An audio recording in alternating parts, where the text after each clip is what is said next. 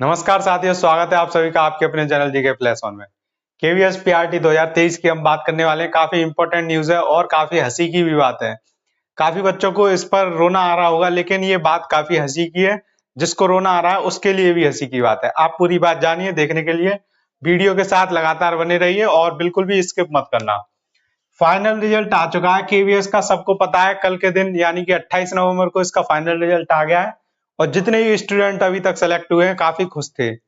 लेकिन अब अचानक से क्या होता है कि एनआईयूएस, जिन्होंने एनआईयूएस से डीएलएड किया है, वो बाहर कर दिए गए हैं सुप्रीम कोर्ट के एक ऑर्डर के द्वारा। अब ये सुप्रीम कोर्ट को क्या 2 दिन पहले याद नहीं आया कि एनआईयूएस का केस चल रहा है? चलो मान लिया सुप्रीम कोर्ट ने जो एक ऑर्डर दिया है वो ठीक है, उनका जो टाइम पीरियड था उनका कुछ लंबा खिंच गया, कोई बात नहीं है। अब बात आती है केवीएस की। केवीएस को भी तो पता था कि एनआईयूएस, जो जिन्होंने एनआईयूएस से डीएलएड की है, उन स्टूडेंट्स का भी अभी केस चल रहा है, उनका रिजल्ट आने वाला है। जब वो बीएड वर्सेस बीटीसी के लिए इतने दिन से वेट कर रहे थे, तो क्या उनसे 2 दिन और इसके लिए वेट नहीं हो पाया जिन्होंने डीएलएड की थी एनआईयूएस से? तो आप मुझे बताइए, ये एक हंसी की बात नहीं है तो क्या है? जिसको एक हम बहुत बड़ी संस्था समझते हैं, बहुत ही जिम्मेदार समझते हैं कि सेंट्रल गवर्नमेंट का है ये केवीएस, और इसमें काफी कुछ एक नियम से और एक अनुशासन के हिसाब से डिसिप्लिन में होता है, डिसिप्लिन वे में। लेकिन हो क्या रहा है यहाँ पर, तो एक तरह से डेली के डेली मजाक सा किया जा रहा है बच्चों के साथ और उनके भविष्य के साथ। तो आप देखिए कि आपको बिल्कुल भी परेशान होने की पहली बात तो बिल्कुल जरूरत नहीं है। इसमें आपको करना क्या है, आपको सीधे सीधे केवीएस के ऊपर ही केस करना है, वो भी सुप्रीम कोर्ट में जाकर। सीधे आपको अपने जो राइट होते हैं फंडामेंटल, उनके ऊपर करना है कि ये हमको मानसिक रूप से प्रताड़ित कर रहे हैं। और दूसरा क्या कह सकते हो आप केवीएस के लिए? कह सकते हो इन्होंने जो एक बार में नोटिफिकेशन दिया है ये उस पर नहीं रुक पा रहे हैं।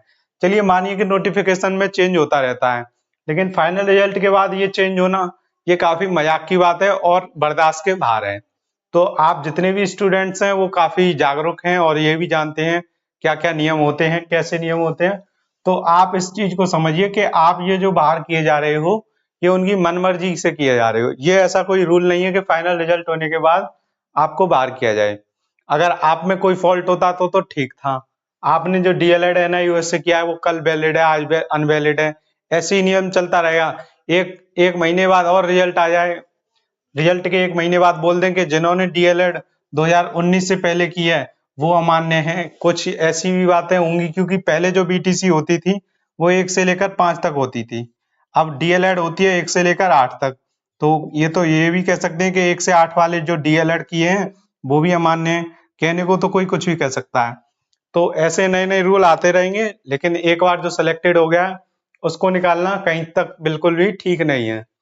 तो आप इसके बारे में घबराने की जगह थोड़ा इसको समझिए कि ये सब चल क्या रहा है, कि कभी बीएड बीटीसी, कभी ये बिना वेट किए आपके भविष्य के साथ खेला जा रहा है। तो अब दूसरी बात हम करेंगे इसमें कि जिनका इंटरव्यू हो चुका है क्या उन्हीं की दोबारा कट ऑफ आएगी? ये जो एक नोटिस दे रखा है आप इसको देख सकते हैं। इसमें इन्होंने साफ साफ बोला है कि वो एक नई लिस्ट जारी करेंगे, जिसमें कुछ बच्चे जो डीएलएड एनआईयूएस इन्होंने की है डीएलएड, तो वो बाहर किए जाएंगे। तो जब वो बाहर हो जाएंगे तो जो नई लिस्ट आएगी उसमें कौन आएगा? तो नई लिस्ट में जहां तक होता आया कि इंटरव्यू में जो बाहर हुए हैं उन्हीं को लिया जाएगा। यानी कि जिन्होंने इंटरव्यू दे दिया है उनके लिए खुशी की बात है, इंटरव्यू देने वालों के लिए ही खुशी की बात है।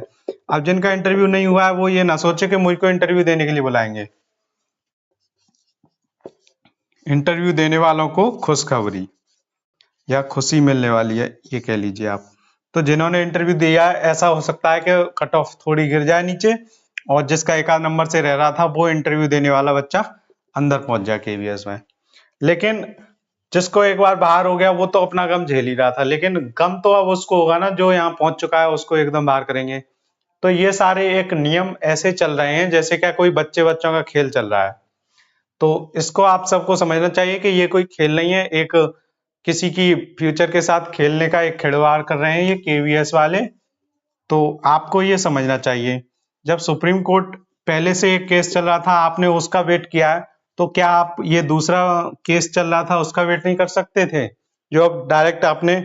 और सीधी सी बात है कि जब भी किसी भी वैकेंसी में कोई भी कोर्ट का निर्णय आता है वो हमेशा आगे आने वाली जितनी भी वैकेंसी होती है उनके लिए आता है, ना कि उनके लिए जो पहले ही हो चुकी हैं। अगर ये केवीएस वाले डीएलएड एनआईओएस वालों को अब बाहर कर रहे हैं, तो जैसे कि यूपी में सुपर टेट में काफी बच्चे एनआईओएस वाले लगे हैं, तो क्या उनको भी बाहर करना चाहिए? इनके अकॉर्डिंग तो उन्हें भी बाहर करना चाहिए। तो जितने उन्होंने 2-3 साल से नौकरी कर रहे हैं उनको भी टीचिंग से बाहर कीजिए। तो ये सब एक तरीके से बचकानी हरकतें हैं, जो कि केवीएस की इतनी अच्छी संस्था है उससे ये आशा नहीं की जा सकती। तो अगर कुछ और अपडेट होगी वो मैं आपको बताऊंगा। अभी तक जहां तक पूरा आइडिया है वो यही है कि जिन्होंने इंटरव्यू दिया है उन्हीं को बुलाया जाएगा। दूसरी लिस्ट जो निकलेगी उन्हीं के लिए निकलेगी जिन्होंने इंटरव्यू दे दिया है। तो मिलते हैं आपसे जल्दी नेक्स्ट वीडियो में। कोई भी अपडेट होगी वो आपको बताई जाएगी। Thank you so much.